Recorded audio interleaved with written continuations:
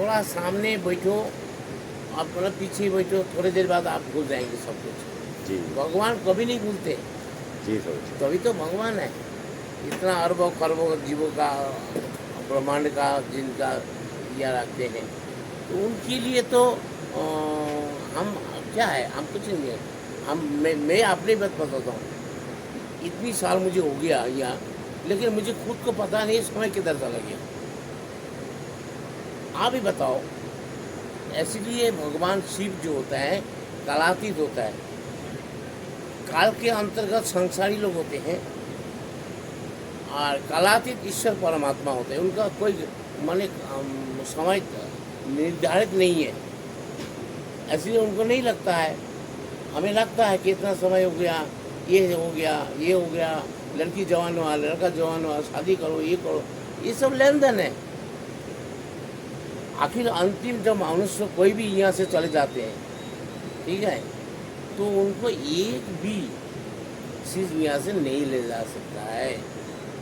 आप कितना भी चतुराई क्यों ना करें। आप देख लो, अभी अगर हमारे बात को आपका विश्वास नहीं है तो आप देख लो परीक्षा करके। जितने भी राजा महाराजा रंग फकीर हाँ हुआ, उन्होंने क्या ले गया यहाँ से? वो जानता है कि यहाँ से हम कुछ नहीं ले जा सकते। यहाँ तक कि जो सिद्धि प्राप्ति की है ना, उनको भी छोड़ के जाना पड़ता है। ऐसे जैसे ने कि ये बाबा जी है जो ये है, वो आपने पुरुषार्थ से सिद्धि प्राप्त नहीं किया है। किनका? बागेश्वर वाला बागेश्वर। इनके परंपरा सिद्धि को रख के गया और वही परंपरा चल पड़े। हाँ, इतना जरूर है कि जो अभी बागेश्वर बाबा है वो आत्मा पवित्र आत्मा है, पवित्र आत्मा है। इसलिए योग्यता देखकर सन्यासी बाबा हो या बागेश्वर हनुमान जी महाराज जी हो, लोग त्रिकालदर्शी है। ये जानते हैं कि योग्यता कौन है, किनको देना चाहिए और किन देने से इसको सदुपयोग होगा, किनको देने से दुरुपयोग होगा। कोई योग्यता का आधार पर उनको दिया जाता है कि नहीं? ये हम आप नहीं तय कर सकते हैं, ये परमात्मा तय करता है। समझ रहे हैं आप? तो ये संसार में जितनी भी वस्तु है ये नाशवान है। सिर्फ आत्मा नाशवान नहीं है, बाकी शरीर भी नाशवान। आप हमारा शरीर पूरा आयु पूरा हो जाएगा, समझ लो, हमारा शरीर छूट जाएगा, बात खत्म। तो द्वंद्व क्या है? किस बात की द्वंद्व है? जब मैं मेरा तेरा इसमें द्वंद्व होते हैं। ना मेरा ना तेरा, कुछ भी नहीं। आप साधारण जैसे मनुष्य है जियो। हाँ, जीने खाने के लिए कुछ सहारा चाहिए, कुछ मतलब जो चाहिए आपका, कैसे खाएं, कैसे भी आपका कार्यक्रम है वो आपका जारी रखो। जिस दिन आपका अंजल है खत्म हो जाएगा, आप चलते आपका शरीर छूट जाएगा, फिर जन्म लेंगे। इसलिए भगवान ने कहा कर्म का गति बहुत गहन होता है। बार बार उद्धव को समझा रहा है भगवान कृष्ण। सत्संग का तो यही एक लाभ है। अर्जुन को समझाया, उद्धव को समझाया कि कर्म का गति बहुत गहन है। अर्जुन बार बार, अर्जुन का तुम्हें याद ही नहीं है, हमको याद है तुम्हारे बारे में। आइए नहीं, इसलिए परमात्मा परमात्मा होते हैं, ईश्वर ईश्वर होते हैं। मनुष्य हम तो कुछ नहीं जानते, हमको तो अभी याद ही नहीं। हम बैठे हैं, आ रहा है, जा रहा है, खा रहा है, ले रहा है, जा रहा है, जाने वाला वही है, खाने वाला वही है, ले जाने वाला वही है। जैसे हवा चल रहा है, क्या हम चला रहे हैं हवा को? आकाश फैली हुई है, हम फैला रहा है? नहीं। हाँ, गर्मी हो रहा है, हम कर रहे हैं? नहीं। पानी बह रहा है, हम कर रहे हैं? नहीं। जैसे हम श्वास ले रहा है, ये भी हम नहीं कर रहे। ये भी श्वास की गति चल रहा है। तो झगड़ा किस बात का? आप बैठो, आनंद लो। बस जहाँ लेन देन हुआ ना, तेरा मेरा हो गया, वहीं झगड़ा हो गया। ना कुछ तेरा ना कुछ। संसार में जो भी वस्तु देख रहे हैं आप, जो भी वस्तु देख रहे हैं, ये नित्य नहीं है। ये शरीर अन्न से बना हुआ है, माँ बाप का शरीर से बना हुआ है। अन्न खाया, अन्न से बना हुआ, ये एक दिन अस्थिर नष्ट हो जाएगा। आत्मा आदर अमर शासक, उनके ना जन्म है ना मृत्यु है। जब आत्मज्ञान हो जाता है आदमी का, फिर वो प्रयास छोड़ देता है, उसको कर्म गति बनता नहीं है। जहाँ तेरा मेरा होता है, कोई वासना होता है, वो कर्म बन जाता है। अब कर्मणा बंधने मनुष्य लोगे, तो बंधन हो जाता है कर्म का। आपका पुनरपि जननम पुनरपि मरणम। आत्मा ज्ञान हो गया, आपका कुछ नहीं रहेगी। आत्मा प्रारब्ध भोग है, वो भोग लेंगे, उसका बाद आप चल देंगे, आपकी मुक्ति है। तो आत्मा कभी भी मरता जलता नहीं है, खाता नहीं। भगवान बार बार गीता में कह रहे, इसी को तो समझना है। अपना आनंद में रहो। जब तक शरीर आपका शरीर जब तक है आत्मा जिस दिन निकल जाएगा, शरीर बेकार हो जाएगा। आप देख लो, ट्राई करके, विश्वास नहीं करो। तुम्हारे सामने कितना लोग मर रहे जा रहे हैं, वो कहाँ जा रहे हैं मर के?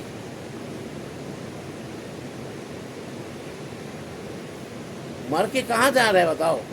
एक आदमी लिखा है पुस्तक, मृत्यु के बाद। जी बिल्कुल, ठीक है नहीं? ये हिसाब किताब तो भगवान के पास नहीं है।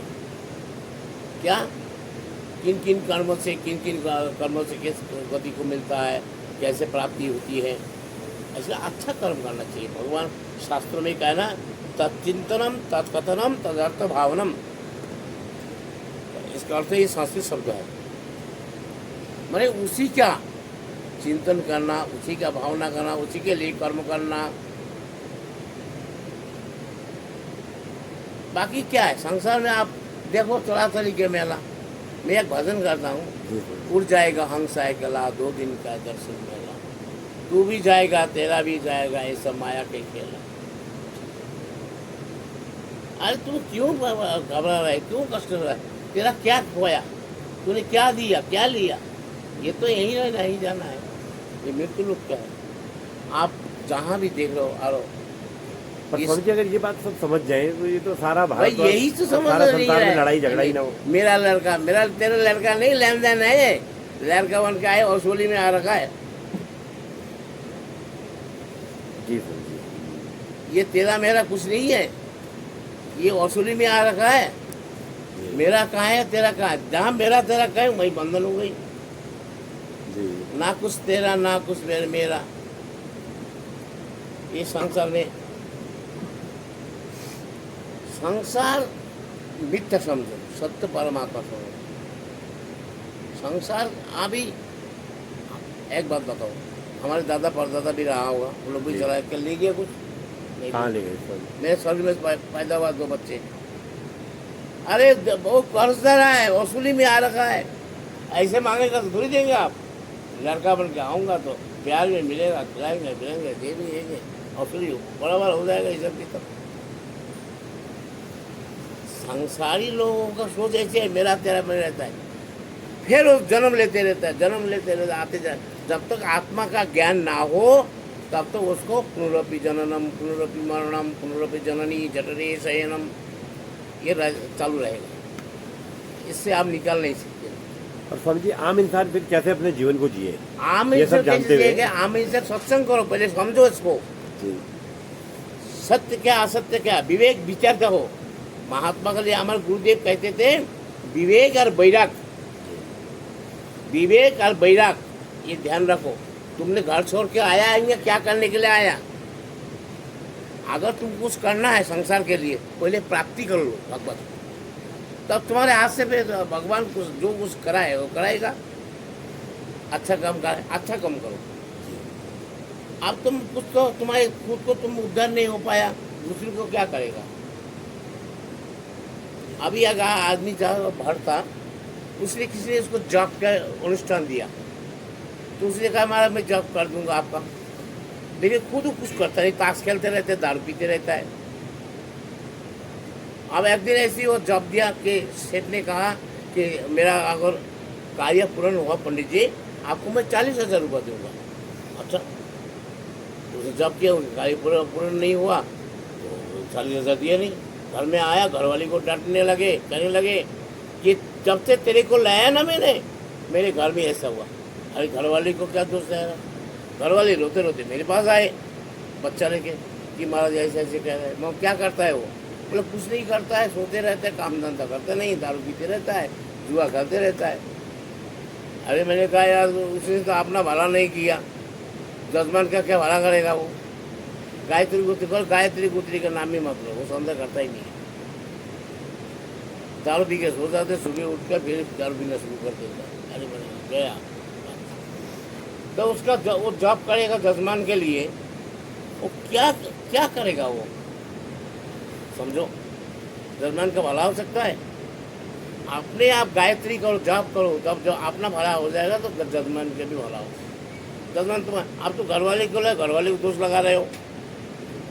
जब से तेरे को लाया मेरे घर में ऐसे हो रहा है। अरे यार तो रोते रोते मेरे पास आई बेसरी, मुझे कोई डर बोला उसको, और डर के मारे मेरे पास नहीं आया। पूछेगा महाराज भाई तुमने क्या जप किया? तो स्वयं अपने आप को पहले भगवत प्राप्ति करो, अपने आप को करो, स्वतः ही भगवान आपको आपके माध्यम से जग का सेवा करवाएगा। आपका ऐसी योग्यता है नहीं, आप शुरू कह रहे हैं ऐसे करो ऐसे करो, ऐसे कहाँ होता है? ऐसे नहीं होता है। संसार में अगर रहो, संसार में रहो, पहले तो अपना उद्धार के लिए पहले अपना तप जप करके हो अपना उद्धार करो। हाँ, कोई अगर भले फुट के आपका पास आ जाए शरण में, परमात्मा का आदेश होगा तो आप दे देंगे उसको, हो जाएगा उसका कल्याण। लेकिन जब तक आपके उद्धार आपने आप स्वयं नहीं कर पाए तो दूसरी के क्या उद्धार करेंगे आप बताओ? पहले भगवत प्राप्ति आपने आप करो, फिर आप, हाँ, आपके माध्यम से लोक शिक्षा के लिए अगर कुछ करना चाहते हो तो आप कर सकते हो, वो भी परमात्मा का आज्ञा से। जैसे डीएम साहब हुआ ना भाई, आईएएस आईपीएस पीसीएस ये तीन तो ऐसे मतलब सरकार को चलाता है। तो जब तक सरकार के अंदर में नहीं जाएंगे, आप अंडर में जाके उसकी सानिध्य में रह कर उनकी परमिशन लेके नौकरी करके आपको चार्ज देंगे, आपको पावर देंगे, तब जाके आप काम करेंगे। पास तो आपने किया है लेकिन आपका अभी परमात्मा का आदेश नहीं हुआ। जग भला ईश्वर करता, हम नहीं करते, एक माध्यम बनाता है, करता है परमात्मा ही। ये संसार क्या है? हमारे पता नहीं कितने जन्म, कितने बार मरे हम, कितना संसार बने, कितना शादी किया, कितना बच्चा पैदा कर दिया। ये लगा हुआ धंधा, ये तो इसका कोई अंत नहीं है। जब तक जिएंगे क्या 70-80 साल जिएंगे, और क्या जिएंगे? जी के हम क्या कर लिया? घर मकान बना लिया, अपने खाने पीने का शरीर का भला हुआ, यही तो है। इसलिए भगवान कहते उद्धव को समझा, कर्मणे की गति गहन है, बहुत गहन है। उद्धव कर्मणे की गति गहन।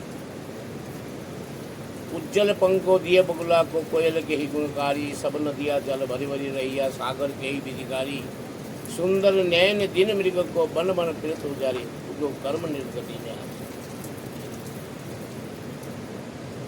आप पास नहीं सकते हैं, आपको आना पड़ेगा। लेकिन हाँ, एक जब ज्ञान अग्नि आप प्रज्वलित हो जाएगा, चाना है ना, चाना को भून दो, अंकुर नहीं आएगा। ऐसे ज्ञान जब आपका विवेक और वैराग्य होगा, आपने आते समय माँ के गर्भ से आए, नंगे आए, जाते समय में आपको नंगा जाना है, लेकिन आपको पता नहीं है आपने क्या क्या कर्म किया, उनको दर्द हो गया। आपको तो हमको कोई जानता ही नहीं है जी हमने क्या क्या क्या। ऐसा नहीं है, जब चिट्ठियाँ चलती है उसके पाँव की आवाज़ भी परमात्मा का हमने पहुँचता है। पास नहीं सकते हो आप। ये सृष्टि उन्होंने बना रखा है, उनका जो माया है ना, अजब है, अजब गजब। उससे पार कोई नहीं पा सकता है। अगर वो बता सकते हैं तो बच सकते हो, नहीं तो नहीं बच सकते। जैसे नारद जी को था, नारद का हाँ इतना सुंदर लड़की है राजकुमारी, अगर मेरे से शादी होता तो कितना अच्छा था। भगवान आप ही क्या रूप दे दो ना मुझे। अच्छा ठीक है, मैं तेरे लास्ट में क्या देखा, भगवान देखा तो माया भगवान की है। भगवान के पैरों में पड़ गया, नारद रोने लगे, रोने लगे। महाराज तो आपका माया था। अरे सारी संसार माया है ये। तू क्या सोच रहा है? ये स्त्री जात हो है, माया है सब। पुरुष पे ऐसे बस में करता है, नारी विवश मन सकल को साई, नाच ही नर मर कट की नहीं। बंगाल से एक आदमी, 2 आदमी आया मेरे पास। उसके बाद पकड़ तो पैसे नहीं, कहते मैं करोड़पति हूँ। होटल में क्यों नहीं ठहरे? तो होटल में ठहरते यार, हमारे पास क्यों आया? हाँ। कि ये थोड़ा सा महात्मा संतों का बात अच्छा लगता है ऐसे बात करके, लेकिन उसके पॉकेट में पैसा नहीं आ सकता है। तो उसने 5 दिन रहा। मैं फिर घरवाली कहने लगी इस पहाड़ के पीछे क्या है, ऊँगा जाना है, उसके पीछे क्या है, ऊँगा जाना है। अब इतना दिन जो रहेगा तुम, और खर्च वर्च भी तो चाहिए पॉकेट में। लेकिन बाबा जी गए खाए पिए, अंतिम में ऐसे चला गया। तो मैंने ऐसे स्त्री जो होता है पुरुष को ऐसे नचाता है, अरे बढ़िया साड़ी लाओ, बढ़िया बढ़िया खाना लाओ, आँख घुमाओ हमको, वो देखो बगल वाला कितना बढ़िया बढ़िया कपड़े पहन के घूम रहा है, लाओ हमारे लिए, तो बच्चा पैदा कर रखा है। एक पुरुष को ऐसे नचाता है। इसलिए मानस में लिखा है, नारी विवश मन सकल गोसाई, नाच ही नर मरकट की नहीं। स्त्री से बात कर रहे हैं ना। मैं सन्यासी आदमी हूँ, मैं बस 10-20 महिलाओं को बनाया, मैं चली बनाया। वो आके मेरे पे डिमांड करने लगे कि महाराज हमको गाड़ी बुक करवा। उसके बाद क्या होगा? बोले वो गाड़ी में बैठे के हमको तीर्थ यात्रा कराओ। अच्छा उसके बाद क्या होगा? बोले जहाँ जहाँ घूमेंगे वहाँ से सामान लाएंगे खरीद करके। जी बनारस जाएंगे, बनारसी साड़ी मंगे। एक बनारसी साड़ी कितने पता है तुम्हें? 5,000 लेके 1 लाख तक है। अगर मैं तुमको 2-4 बनारसी साड़ी दे दिया, तुम सारी मुल्क जो है मेरे को गुरु बनाएगा, भाई बनारसी साड़ी मिल रहा है।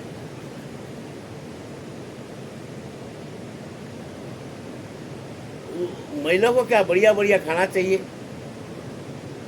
तो मैंने अगले को कहा ज्ञान की बात, महाराज कुछ ज्ञान की बात। मगर महिला का अंदर क्या है बताओ तुम?